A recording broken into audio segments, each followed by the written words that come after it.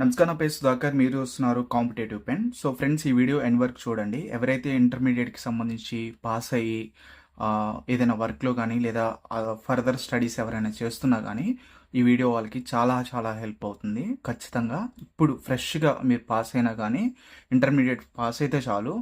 So ఈ notification అనేది ఒక వరం లాంటిది అనమాట. సో ఎందుకు చెప్తున్నానో వీడియో ఎండ్ వరకు చూడండి, మీకు క్లియర్గా ఒక ప్యాటర్న్ అనేది అర్థమవుతుంది. తర్వాత మీరు అప్లై చేసుకుంటారు లేదా దీనికి ప్రిపేర్ అవుతారు అనేది మీ ఓన్ డిసిషన్కి తీసుకోండి. ఓకే, సో ఫస్ట్లీ ఈ నోటిఫికేషన్ ఏంటంటే ఎస్ఎస్సి సిహెచ్ఎస్ఎల్ 2025 అంటే ఇప్పుడు ఎస్ఎస్సికి సంబంధించిన ప్యాటర్న్ అంటే ఎగ్జామినేషన్ ఒక టోటల్గా మనకి నోటిఫికేషన్స్ అనేవి రిలీజ్ చేస్తున్నారు.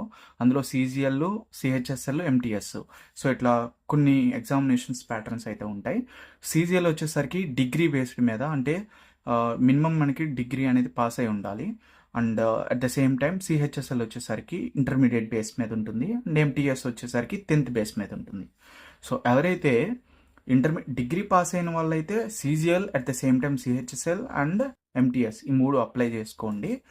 లేదు, న్యూగా ఫ్రెష్గా ఇయర్లో ఇంటర్మీడియట్ పాస్ అయ్యి మీరు 17 సంవత్సరాలు నిండి ఉంటే, సో ఖచ్చితంగా మ్యాక్సిమం మీకు ఇంటర్మీడియట్ అంటే 17 years నిండి ఉంటాయి. సో ఖచ్చితంగా మీరు ప్రిపేర్ అయినా అవ్వకపోయినా ఎగ్జామినేషన్స్కి అప్లై చేయండి ఫస్ట్ థింగ్. నెక్స్ట్ మీరు ప్రిపేర్ అవ్వడానికి ట్రై చేయండి. మీకు వెంటనే జాబ్ కోసం అని ఈ వైజ్గా కాదు. ఎందుకు చెప్తున్నానంటే గవర్నమెంట్ ఎగ్జామినేషన్స్కి సంబంధించి మీకు ఒక క్వశ్చన్ పేపర్ రాయటం కానీ ప్రిపరేషన్ అవ్వటం కానీ ఇది ఒక ఫస్ట్ స్టెప్లా అవుతుందన్నమాట. ఓకే, సో అండ్ ఇది పక్కన పెట్టేస్తే అండ్ ఓన్లీ ఫర్ ఎస్ఎస్సికి సంబంధించిన వెయిటింగ్ చేస్తూ ఉంటారు students. Already last year apply చేస్తున్న వాళ్ళు, రిపీటర్స్ కానీ, సో ఇట్లా డిఫరెంట్ స్టైల్స్ స్టూడెంట్స్ ఉంటారు. సో ఇప్పుడు ఎవరైతే ఇంటర్మీడియట్ పాస్ అయ్యి ఉండి 17 సంవత్సరాలు నిండి ఉంటాయి, అంటే ఇంటర్మీడియట్ సెకండ్ ఇయర్ పాస్ అయినట్లయితే 17 సంవత్సరాలు అయిపోయి ఉంటాయి. మ్యాక్సిమం 17 కంప్లీట్ అంటే స్టార్ట్ అయిపోయి ఉంటుంది. సో వాళ్ళు at the same time 27 years below, అంటే ఏజ్ రిలాక్సేషన్ ఉంటుంది SC, ST and OBC category వాళ్ళకి. సో ప్రాబ్లం అయితే ఏం లేదు. CHSL and MTS at the same time మీకు డిగ్రీ ఉంటే సిజిఎల్ కూడా. ఓకే, సో ఇది పాయింట్. సో ముందైతే అసలు సిహెచ్ఎస్ఎల్కి సంబంధించిన ఎగ్జామ్ ప్యాటర్న్, దానికి సంబంధించిన వివరాలు అయితే తెలుసుకుందాం. సో ఫస్ట్ వచ్చేసరికి స్టార్టింగ్ ఆన్లైన్ అప్లికేషన్. మనకి ఆన్లైన్ అప్లికేషన్ అంటే మీకు ఎగ్జామినేషన్కి అదే నోటిఫికేషన్కి సంబంధించి అప్లికేషన్ స్టార్టింగ్ డేట్ వచ్చేసరికి June 23 అనమాట. ఓకే, సో ఇది మే నెల కదా, మీకు నెక్స్ట్ వస్తుంది. నెక్స్ట్ మంత్ 23వ తారీఖుకి స్టార్ట్ అవుతుంది. సో గుర్తుంచుకోండి date. And at the same time last date of application వచ్చేసరికి మనకి 18th July. ఓకే, టైం అయితే ఉంది, బట్ June 23 కదా, మీరు 23 నుంచి 30వ తారీఖులోపు అప్లై చేసేసుకోండి. ఓకే, ఒకవేళ మీరు ఇంట్రెస్ట్ ఉన్నట్లయితే. ఓకే, సో ఇది సిహెచ్ఎస్ఎల్కి సంబంధించిన ఎగ్జామినేషన్ డేట్స్. అండ్ అదేవిధంగా మీకు ఇక్కడ క్లియర్గా చూడండి, సిలబస్ పరంగా చూద్దాం. సో ఫస్ట్ మనకి ఇందులో సిలబస్ ప్యాటర్న్ వచ్చేసరికి reasoning and GK, GS, maths, comprehension, ఇంగ్లీష్కి సంబంధించి ఉంటుంది. సో టోటల్గా అంటే మీకు 4 సబ్జెక్ట్స్ ఉన్నాయి కదా, ఇవి 4 సబ్జెక్ట్స్ అనుకోండి. ఒక్కొక్క సబ్జెక్ట్స్కి మీకు 25 questions వస్తాయి. సో 25 questions గాను 50 marks అనమాట. ఓకే, సో జీకే అండ్ జిఎస్కి కూడా సేమ్ 25 questions 50 marks, మ్యాథ్స్ కూడా 25 questions 50 marks, ఇంగ్లీష్ కాంప్రహెన్షన్ కూడా 25 questions 50 marks. ఓకే, టోటల్గా టైం వచ్చేసరికి మీకు 1 hour ఉంటుంది, చూసుకోండి. సో టోటల్ 100 questions వస్తాయి, 200 marks అయితే ఉంటాయి. సో నెగిటివ్ మార్కింగ్ అయితే ఉంటుంది మీకు, ఇది మైండ్లో ఉంచుకోండి. సో మీకు 0.50 మార్క్ అయితే, అంటే మీరు ఒక 4 రాంగ్ పెట్టారనుకోండి ఫర్ ఎగ్జాంపుల్, మీకు 1 గుడ్ మార్క్ అనేది కట్ అయిపోతుంది. ఓకే, సో మైండ్లో ఉంచుకోండి. సో ఇది నెగిటివ్ మార్కింగ్ అనేది.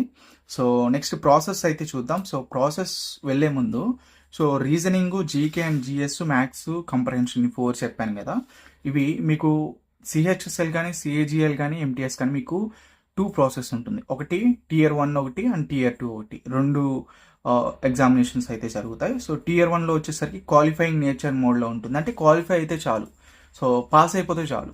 సో అది వచ్చేసరికి మీ క్వాలిఫైయింగ్ నేచర్ వచ్చేసరికి ఇవి. సో టోటల్గా ఇవి ఉంటాయి అన్నమాట. సో ఈ రీజనింగ్, మ్యాథ్స్, ఇంగ్లీషు ఇవి ఉంటాయి క్వాలిఫైయింగ్ ప్యాటర్న్లో. ఓకే, సో ఇది మనకి Tier 1లో వస్తాయి. ఇది క్వాలిఫైయింగ్ నేచర్ మాత్రమే, అంటే ఎగ్జామినేషన్ కట్ ఆఫ్ మార్క్స్కి మీకు పాస్ అయిపోతే సరిపోతుంది అనమాట. Tier 2 వచ్చేసరికి మెరిట్ మోడ్లో ఉంటుంది. ఓకే, సో ఇది మైండ్లో ఉంచుకోండి. మీరు ప్రిపేర్ అయ్యే ప్రాసెస్లో ఖచ్చితంగా ఇవి తెలుసుకోవాలి. Tier 1 వచ్చేసరికి క్వాలిఫైయింగ్ నేచర్లో ఉంటుంది. Tier 2 టియర్ 2 ఎగ్జామినేషన్ ప్యాటర్న్ వచ్చేసరికి మెరిట్ మోడ్ ఉంటుంది అండ్ డాక్యుమెంట్ వెరిఫికేషన్ ఉంటుంది, జాయినింగ్ ప్రాసెస్. ఇవి రెండు మనకి సో ఆటోమేటిక్ కంప్లీట్ అయిపోతే ప్రాబ్లం ఏం లేదు. ఓకే, సో వీటికి క్వశ్చన్ మార్క్ ఏం ఉండదు. సో ఇవి రెండు కంప్లీట్ అయిపోతే సరిపోతుంది అనమాట. ఓకే, అండ్ నెక్స్ట్ వచ్చేసరికి ఇప్పుడు టియర్ 1 అంటే ఏంటి మనం తెలుసుకుందాం కదా. ఫస్ట్ ఎగ్జామినేషన్ టియర్ 1 ఉంటుంది.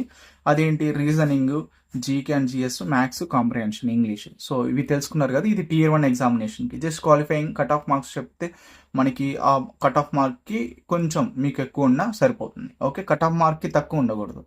కట్ ఆఫ్ మార్క్ ఎంత అనేది మనకి ఇప్పుడు తెలియదు. సో అది మీకు టోటల్గా ఎంతమంది రాశారు అనే దాన్ని బట్టి ఉంటుందన్నమాట. ఓకే, ఇది టియర్ 1కి సంబంధించి.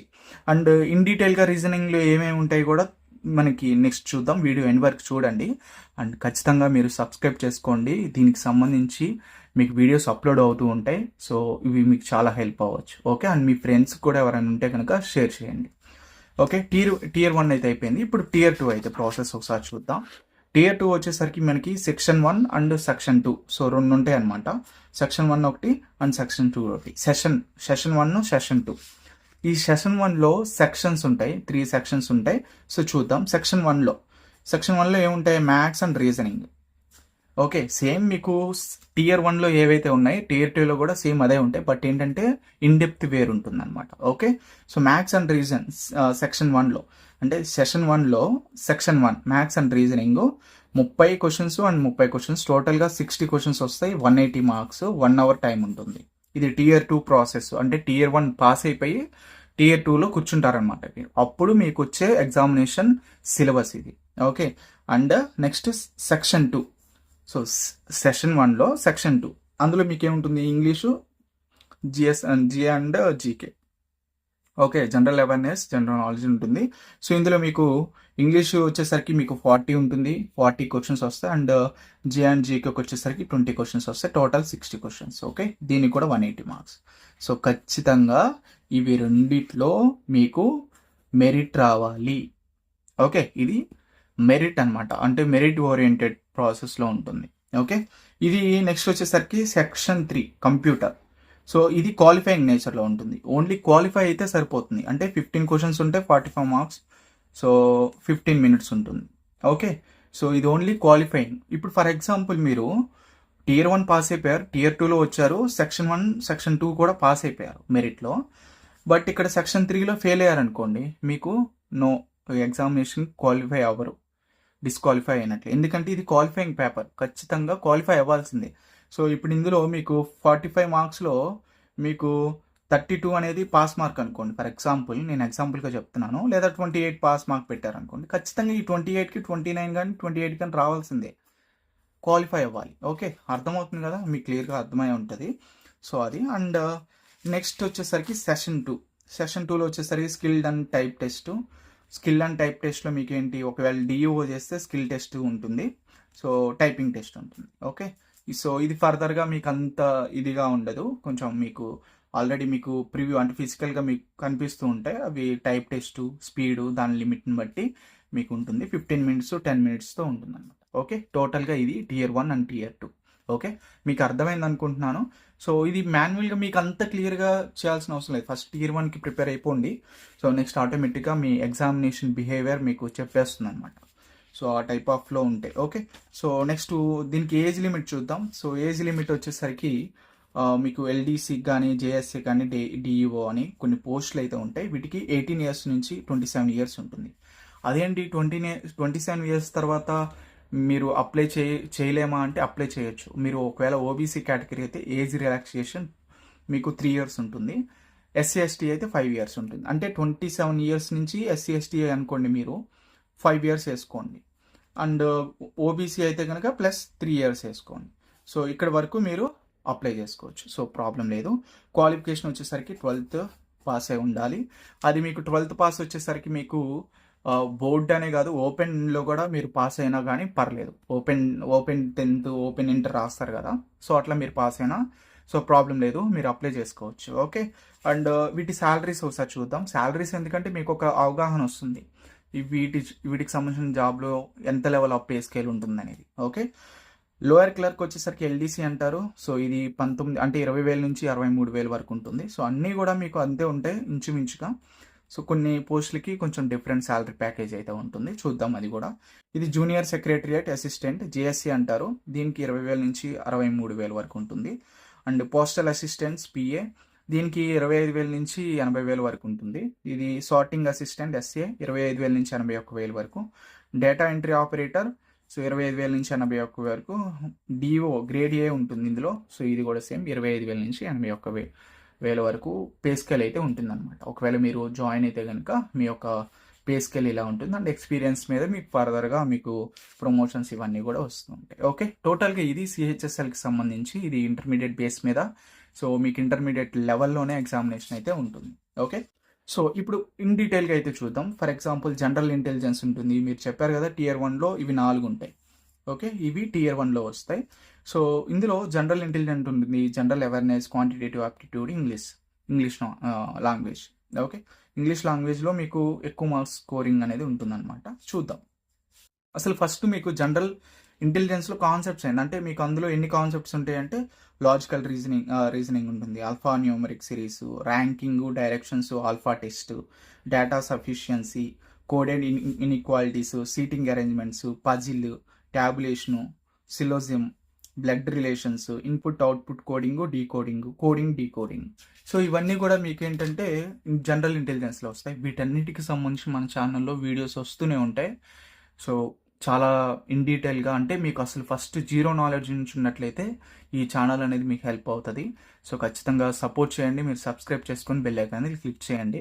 సో ఫర్దర్గా వేరే వాళ్ళకు కూడా నోటిఫికేషన్స్ పుష్ చేస్తుంది. ఇది స్టార్టింగ్ కాబట్టి ఐ హోప్ మీకు మీరు సపోర్ట్ చేస్తారనుకుంటున్నాను. ఓకే, సో ఇది జనరల్ ఇంటెలిజెన్స్కి సంబంధించి. అండ్ ఇప్పుడు జనరల్ ఇంటెలిజెన్స్ అనేది మీకు ఏమేమి కాన్సెప్ట్స్ ఉన్నాయి కదా, ఇప్పుడు ఇందులో సబ్ టాపిక్స్ ఉంటాయి. సో లాజికల్ రీజనింగ్లో సబ్ టాపిక్స్ ఉంటాయి, అవి కూడా చూద్దాం. ఆల్ఫా న్యూమరిక్లో సబ్ టాపిక్స్ ఉంటాయి. సో ఇట్లా ఒక్కొక్క దానికి సబ్ టాపిక్స్ ఇన్ డీటెయిల్గా మళ్ళీ సబ్ టాపిక్స్ స్ప్లిట్స్ అవుతాయి అన్నమాట. సో అవి ఒక్కొక్క కేటగిరీ కిందకి వస్తుంది. ఇంకా అవి ప్రిపేర్ అవుతే ఇంకా మీకు జనరల్ ఇంటెలిజెన్స్ అయిపోయినట్లే, కంప్లీట్ అయిపోతుంది అన్నమాట. Okay, so next general awareness అంటే కాంపిటేటివ్ యాప్టిట్యూడ్ కానీ, సో అట్లా చూద్దాం. సో నెక్స్ట్ కాంపిటేటివ్ యాప్టిట్యూడ్కి సంబంధించిన సబ్ టాపిక్స్ ఇవి: simplification, profit and loss, mixtures and alligations, simple interest and compound interest, surds and indices, work and time and distance, mensuration, cylinder, cone, sphere, వీటికి సంబంధించి data interpretation, ratio and proportion, percentages, number systems, sequence and series, permutations and combination, probability. Okay, ఇవన్నీ కూడా మీకు quantitative యాప్టిట్యూడ్లో వస్తాయి. వీటికి సంబంధించి sub topic splits అవుతాయి ఒక్కొక్క దానికి. సింప్లిఫికేషన్స్లో కొన్ని డిఫరెంట్ వేరియేషన్స్ ఉంటాయి, ప్రాఫిట్ అండ్ లాస్లో డిఫరెంట్ వేరియేషన్స్ ఉంటాయి. ఇట్లా డిఫరెంట్ కేటగిరీస్ అనేవి ఒక్కొక్క దాంట్లో వస్తాయి అన్నమాట. అవన్నీ కూడా మీరు నేర్చుకోవాలి అని చూడాలి అసలు ఏంటి అనేది కూడా. ఓకే, నెక్స్ట్ ఇంగ్లీష్లో ఏముంటుందో చూద్దాం. సో ఇంగ్లీష్ వచ్చేసరికి reading comprehension, cloze test. Reading comprehension అనేది చాలా ఇంపార్టెంట్. సో ఇది మీరు మాక్ టెస్టెస్ డైలీ మీకు టెస్ట్లు రాస్తేనే మీకు అది అర్థమవుతుంది అనమాట. ఓకే, ఇందులో మీకు క్లోజ్ టెస్ట్ ఉంటుంది, పారాజంబుల్స్, మిస్లీనియస్, అండ్ అదేవిధంగా fill in the blanks, multiple meaning and error spotting, paragraph completion, one word substitution and active and passive voices. ఇట్లా జనరల్గా మీకు ఇందులో సబ్ టాపిక్స్ డివైడ్ అయిపోతాయి మళ్ళీ. సో దీనికి సంబంధించి ఒక్కొక్క టాపిక్కి ఒక్కొక్క డిఫరెంట్ వేరియేషన్స్ అనేవి ఉండడం జరుగుతుంది. Okay, and last one general awareness. ఇందులో మీకు హిస్టరీ వస్తుంది, culture, Geography, economic science, and అదేవిధంగా జనరల్ పాలసీ, ఎకనామిక్ సీన్ అనమాట ఇది. So scientific research, award and honours, books and authors, current affairs, sports GK, Indian polity, static GK, ఇవి కూడా ఉంటాయి. ఇవి అడిషనల్గా మీకు జనరల్ అవేర్నెస్లో ఉంటాయి అన్నమాట. ఓకే, సో ఇందులో ఒక్కొక్క దానికి ఒక్కొక్క సబ్ టాపిక్ అనేది డిఫరెంట్గా ఉంటుంది. సో అవి కూడా మీరు చూడాలంటే కనుక నేను ఇక్కడ క్లియర్గా ఇచ్చాను, కొంచెం మీకు టైం పడుతుంది. సో ఒక్కొక్క దానికి ఒక్కొక్క సబ్ టాపిక్ వేరు ఉంటుంది అన్నమాట. ఫర్ ఎగ్జాంపుల్ జనరల్ ఇండియట్స్లో సో ఒక్కొక్క సబ్ టాపిక్స్ ఇవన్నీ కూడా మీకు సరిపోతుంది. ఓకే, ఇవన్నీ చేస్తే మీకు సరిపోతుంది. అండ్ అదేవిధంగా ఇంగ్లీష్లో spot the error, fill in the blanks, synonyms, antonyms, spellings, so ఇవన్నీ కూడా వన్ వర్డ్ సబ్స్టిట్యూషన్స్, ఇవన్నీ కూడా సబ్ టాపిక్స్. అండ్ అదేవిధంగా యాప్టిట్యూడ్లో నెంబర్ సిస్టంలో డిఫరెంట్ టాపిక్స్.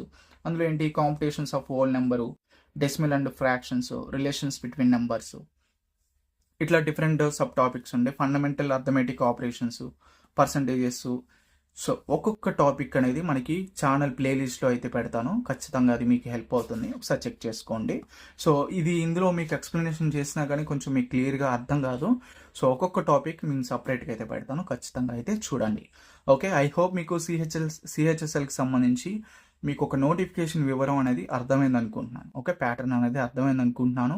ఇంకా దీనికి సంబంధించిన అసలు బుక్స్ ఏం చదవాలి, సో వీటికి సంబంధించి బుక్స్ ఎట్లాంటి బుక్స్ కొనాలి, సీజీఎల్ లెవెల్లో కొనాలా, లేదా ఇంటర్మీడియట్ బేస్లో కొనాలా, లేదా ఎంటీఎస్ కూడా యూజ్ అయ్యేదానికి కొనాలా, సో ఇట్లాంటి డౌట్స్ అన్నీ కూడా ఒకవేళ మీకు వస్తే కనుక కింద కామెంట్ సెక్షన్లో మెన్షన్ చేయండి. దీనికి సంబంధించిన సపరేట్ పీడిఎఫ్ అయితే నా దగ్గర ఉంది. మీకు ఈ లింక్ అనేది పెడతాను.